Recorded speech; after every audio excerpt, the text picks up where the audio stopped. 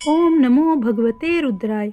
भगवान शिव और मैया पार्वती आप पर सदैव अपनी कृपा बनाए रखे। हमारे चैनल भारत अनंत वेद पर हम आपका हार्दिक स्वागत करते हैं। आज की कथा में भगवान शिव सनंत कुमार जी को त्रयोदशी और चतुर्दशी को किए जाने वाले कार्यों का वर्णन कर रहे हैं। तो आइए इस कथा की श्रवण पूजा आरंभ करते हैं।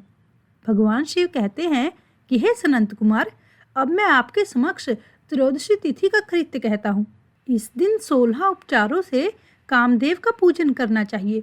अशोक, मालती पुष्प, देवताओं को प्रिय कमल, कुसुम्भ तथा बकुल पुष्पों और अन्य प्रकार के सभी सुगंधित पुष्पों, रक्त अक्षत, पीले चंदन, शुभ सुगंधित द्रव्यों तथा पुष्टि प्रदान करने वाले तथा तेज की वृद्धि करने वाले अन्य पदार्थों से पूजन करना चाहिए। नैवेद्य और मुख के लिए रोचक तांबुल अर्पित करना चाहिए। तांबुल अर्थात पान में चिकनी उत्तम सुपारी, खैर, चूना, जावित्री, जयफल, लवंग, इलायची, नारिकेल बीज के छोटे टुकड़े, सोने तथा चांदी के पात्र, कपूर और केसर, इन पदार्थों को मिलाना चाहिए। हे वत्स, मगध देश में उत्पन्न होने वाले श्वेत वर्ण, पके हुए, पुराने, दृढ़ तथा रसमय तांबुल शंबरासुर के शत्रु कामदेव की प्रसन्नता के लिए अर्पित करना चाहिए। उसके बाद मोम से बनाई गई बत्तियों से कामदेव का निराजन करें और पुनः पुष्पांजलि प्रदान करें। इसके बाद उनके नामों से प्रार्थना करें, जो कि इस प्रकार से हैं। समस्त उपमानों में सुंदर तथा भगवान के पुत्र प्रद्युम्न, मणिकेतन, कंदर्प, अनंग, मनमथ, मार, कामात्म संभूत, शेषकेतु और मनोभव, कस्तूरी से सुशोभित जिनका वक्ष स्थल आलिंगन के चिन्हों से अलंकृत है।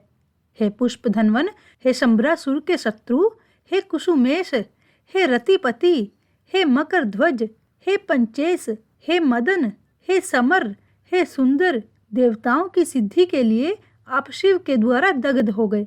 उसी कार्य से आप परोपकार की मर्यादा कहे जाते हैं। आपके दिग्विजय करने में वसंत की सहायता निमित्त मात्र है। इंद्र दिन रात आपका मनोरंजन करने में लगे रहते हैं, क्योंकि अपने पद को गंवाने की शंका में वे तपस्वियों से भयभीत हमेशा रहते हैं। आपके अतिरिक्त दृढ़ मन वाला कौन है जो शिवजी से विरोध कर सकता है?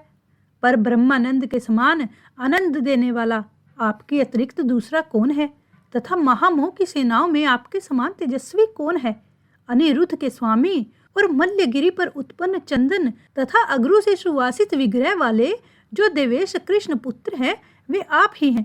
हे शरतकालीन चंद्रमा के उत्तम मित्र, हे जगत की सृष्टि के कारण, जगत पर विजय के समय दक्षिण दिशा तथा पनवन देव आपके सहायक थे।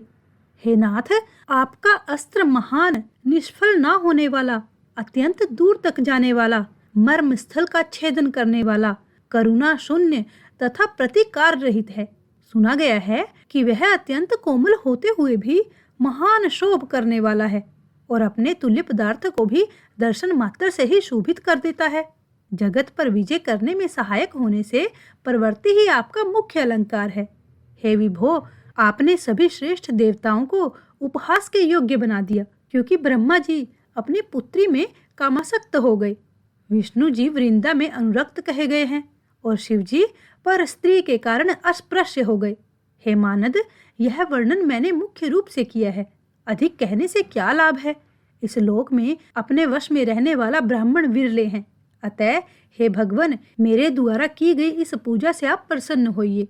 श्रावण मास में शुक्ल पक्ष की त्रयोदशी तिथि के दिन पूजा करके कामदेव प्रवृत्ति मार्ग के विषय सक्त व्यक्ति को अत्याधिक पराक्रम तथा शक्ति करते हैं और निर्वित्री मार्ग से संलग्न व्यक्ति से अपने विकार को हर लेते हैं। श्रावण मास में अपनी पूजा के द्वारा संतुष्ट होकर ये कामदेव सकाम पुरुष को अनेक प्रकार के अलंकारों से भूषित तथा मनोरम स्त्रियां प्रदान करते हैं और दीर्घजीवी, गुणों में संपन्न, सुख देने वाले तथा श्रेष्ठ वंश परंपरा वाले अनेक पुत्र देते हैं।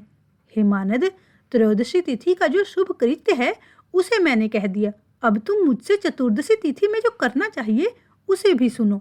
हे ब्राह्मण पुत्र, अष्टमी को देवी का पवित्र रोपण करने को मैंने आपसे कहा है। यह पवित्र रोपण यदि उस दिन ना किया गया हो तो चतुर्दशी के दिन भी किया जा सकता है। चतुर्दशी तिथि को त्रिनेत्र शिव को पवित्रक अर्पण करना चाहिए। इसमें पवित्रक धारण कराने की विधि देवी तथा विष्णु जी की पवित्रक विधि के समान ही है। केवल प्रार्थना तथा नाम आदि में अंतर कर लेना चाहिए।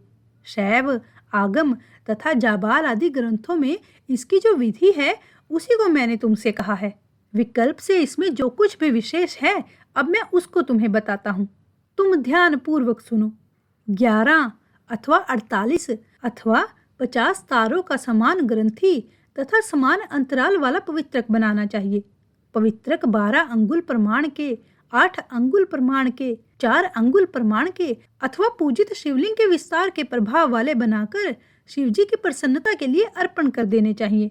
पहले के अध्यायों में देवी और विष्णु जी के पवित्र रोपण के लिए जो विधि बताई गई है और जो फल बताए गए हैं, ये विधि और फल भी इसी प्रकार हैं। जो इस व्रत को करता है वह कैलाश लोक प्राप्त करता है। हे वत्स, मैंने यह सब आपसे कह दिया है। अब आप और क्या सुनना चाहते हैं? श्रावण मास महत्तम संपूर्ण। भगवान शिव आपका जीवन मंगलमय बनाए। ओम शिव शक्ति।